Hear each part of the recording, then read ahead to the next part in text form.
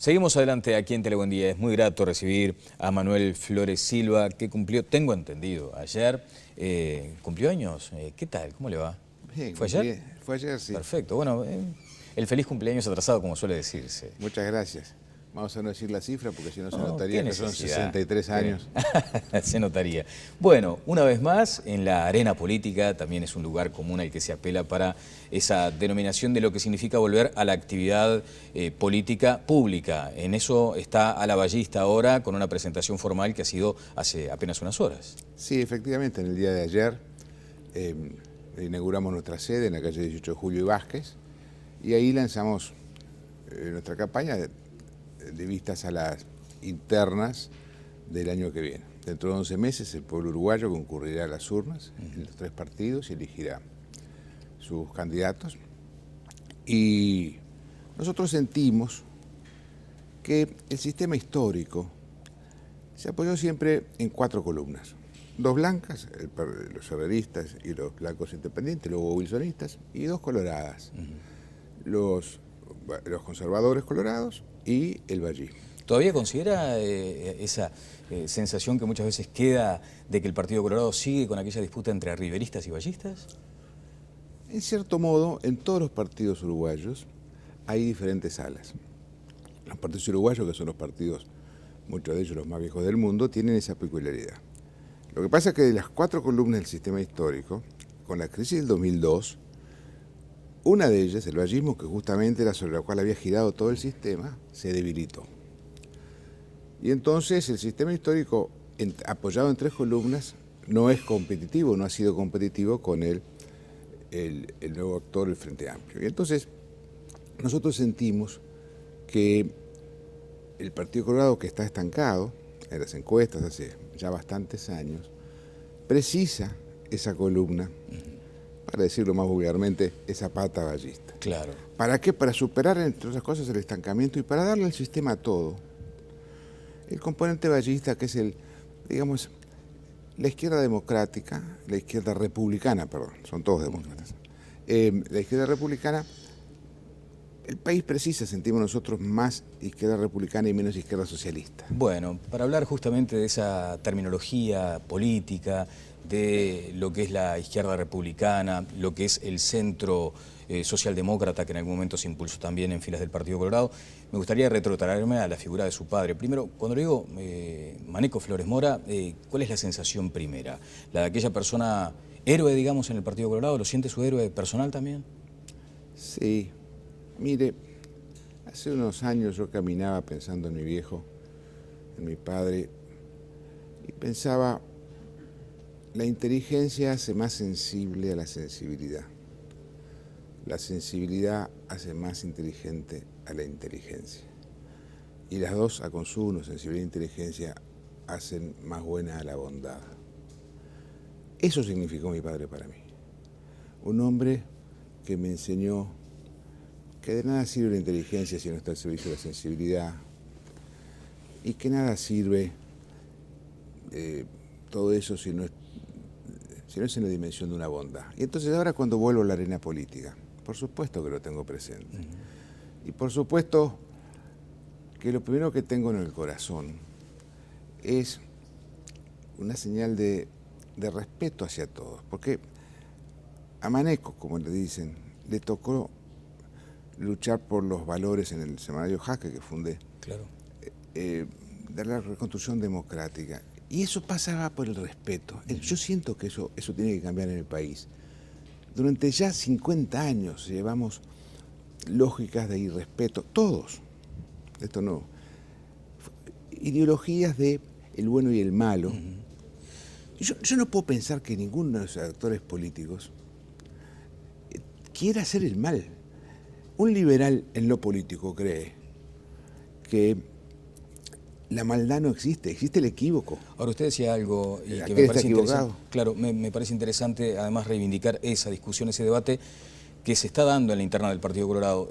Maneco Flores Mora en su momento fue ministro de Pacheco Areco y discrepó con las medidas prontas de seguridad. Eso le hizo enfrentarse al presidente, lo siguió enfrentando aún cuando era senador.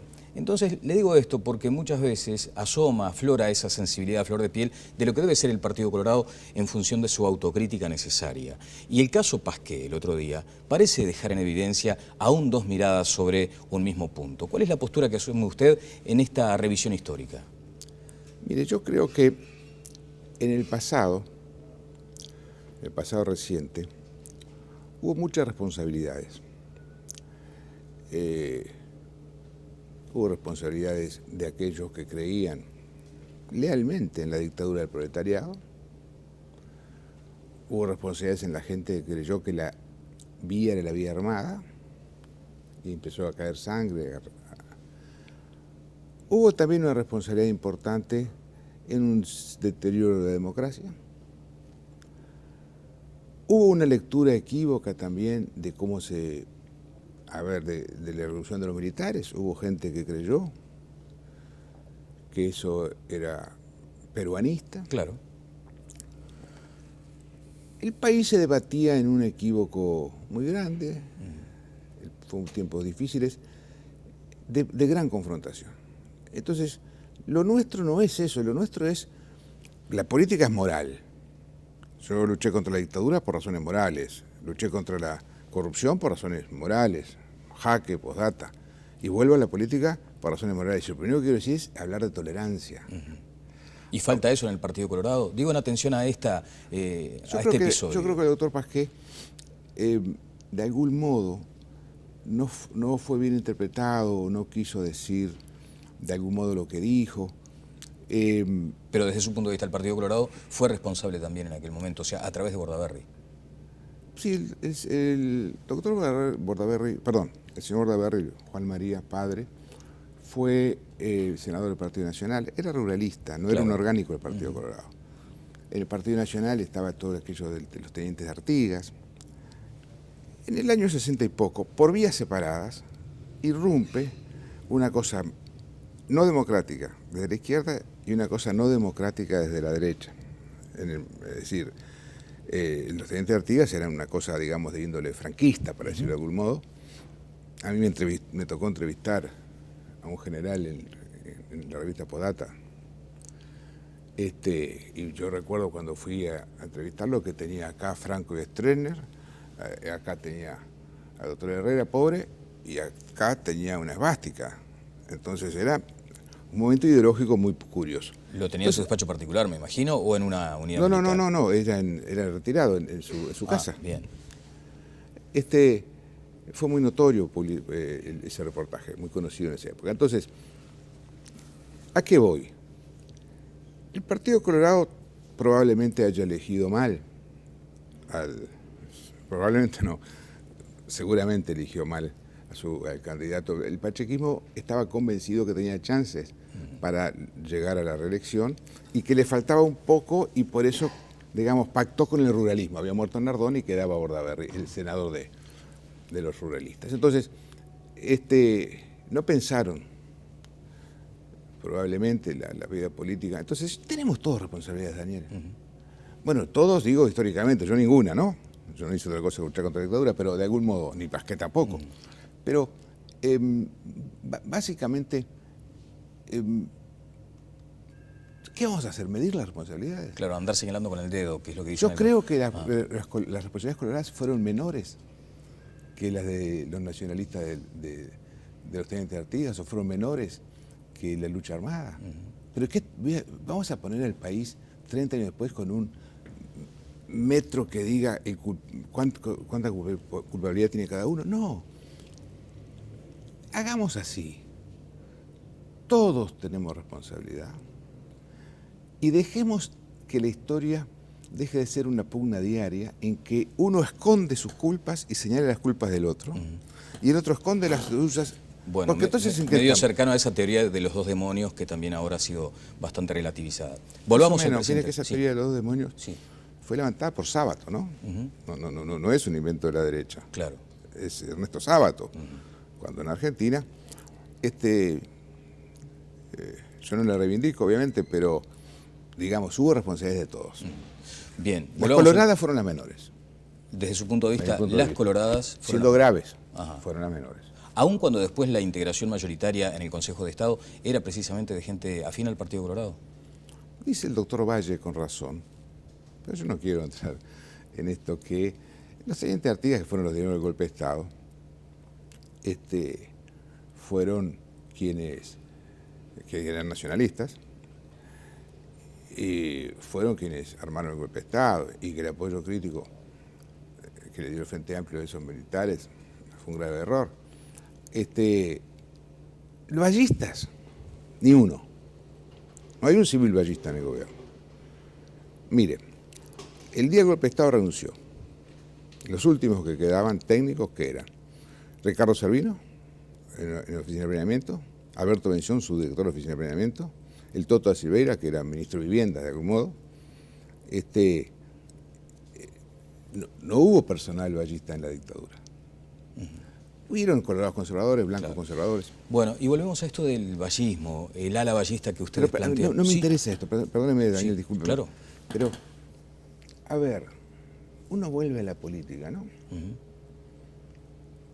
Tiene que aportar una cosa positiva, es un tema moral. Yo no quiero señalar a nadie. Fuimos todos igualmente responsables y el país se nos desbarrancó. Bueno, allí van a surgir discrepancias de decir, no, culpable yo, la verdad, no, porque fue una cuestión, eso que decíamos recién, ¿no? Lo de Sábato, lo de la teoría que, bueno, en fin, ya ha sido suficientemente debatida. Pero por eso lo traigo ahora al presente, esta presentación de ala vallista. Ayer estuvo aquí Amorín Valle, y él también cree encarnar esa pata vallista que necesita el Partido Colorado para crecer.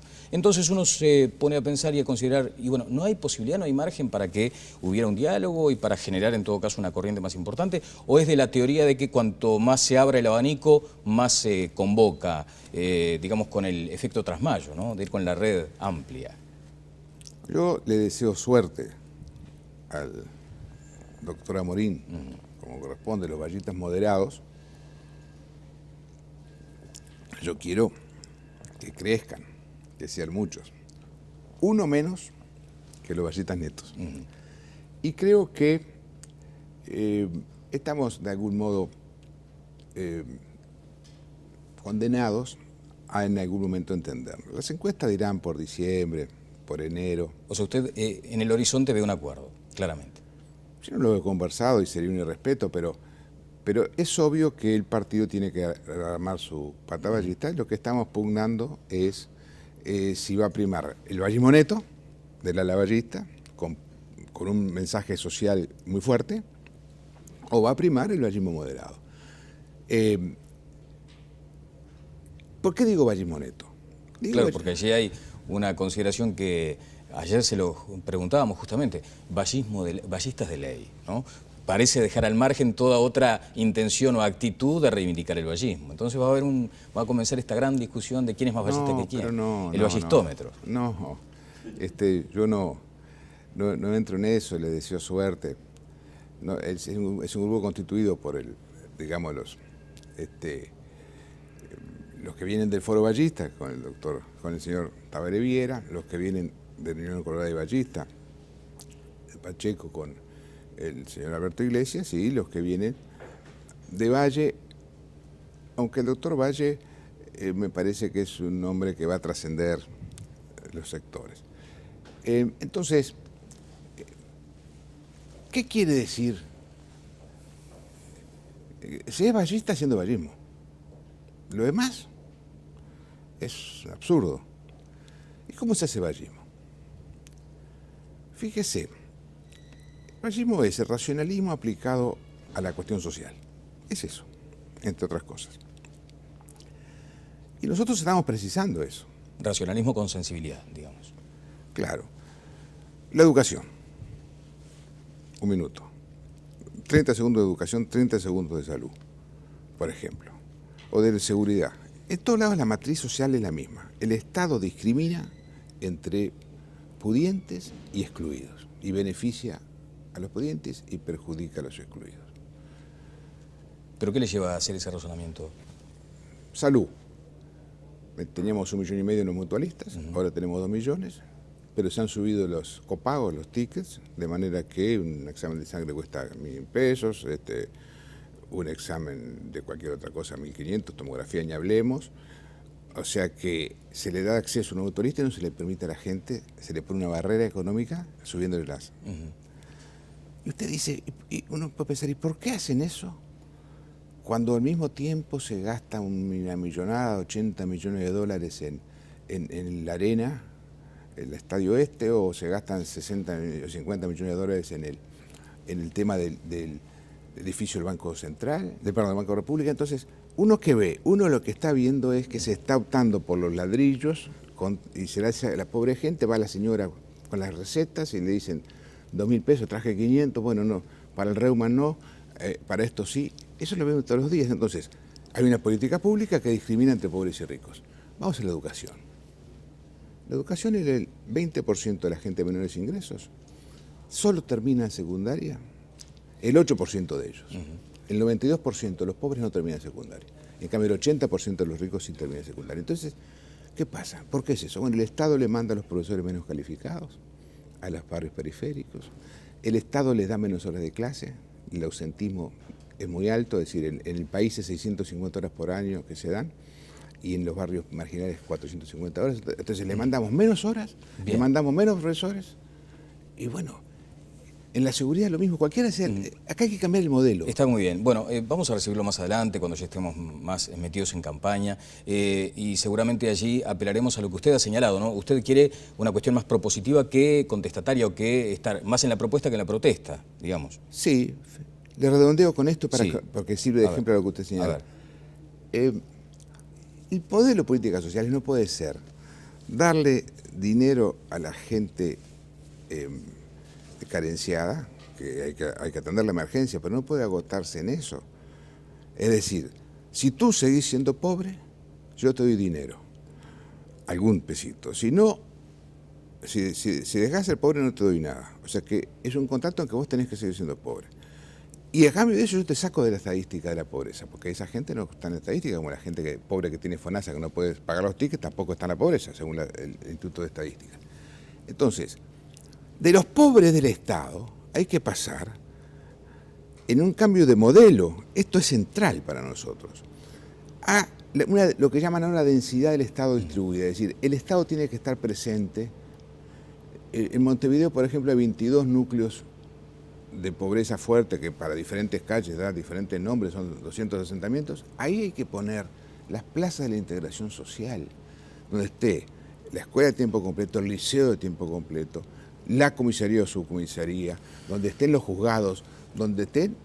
Hay que llevar el Estado a la gente, porque la gente en la pobreza no tiene Estado. ¿Usted entiende que no hubo avances en estos tiempos, en estos 10 años que se le menciona como la década recuperada, no advierte avances desde el punto de vista social? Sería un poco arriesgado decir eso. El país, cuando llegó el Frente Amplio, vendía la carne a $1.000, ahora la vende a $4.000, la tonelada de exportación.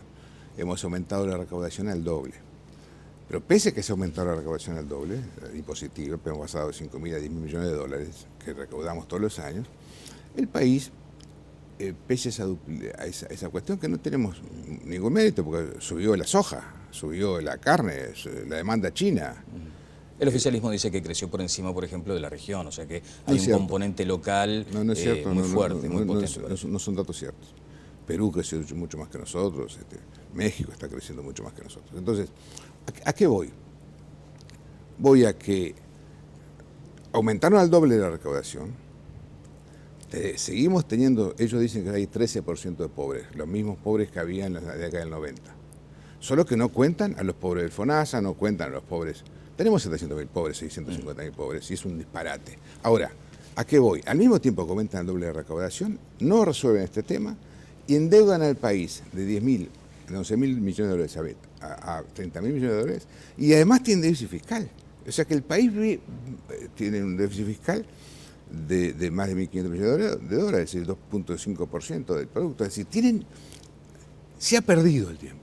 ¿Y en qué se ha gastado? 70.000 nuevos funcionarios públicos, miles de cargos de confianza, uno ve todos los días. Entonces nos parece que se ha perdido una gran oportunidad. Bueno, ustedes van de la crítica entonces a la propuesta a través de Alavallista. Le quiero agradecer muy especialmente estos minutos y nos volvemos a encontrar. Con mucho gusto, un gusto y saludo a la gente. Bueno, Manuel Flores Silva estuvo con nosotros, es ahora el líder y precandidato en el Partido Colorado por el sector Alavallista. Pausa y seguimos adelante en Telemundo. Presentó SECOM, primer servicio de compañía.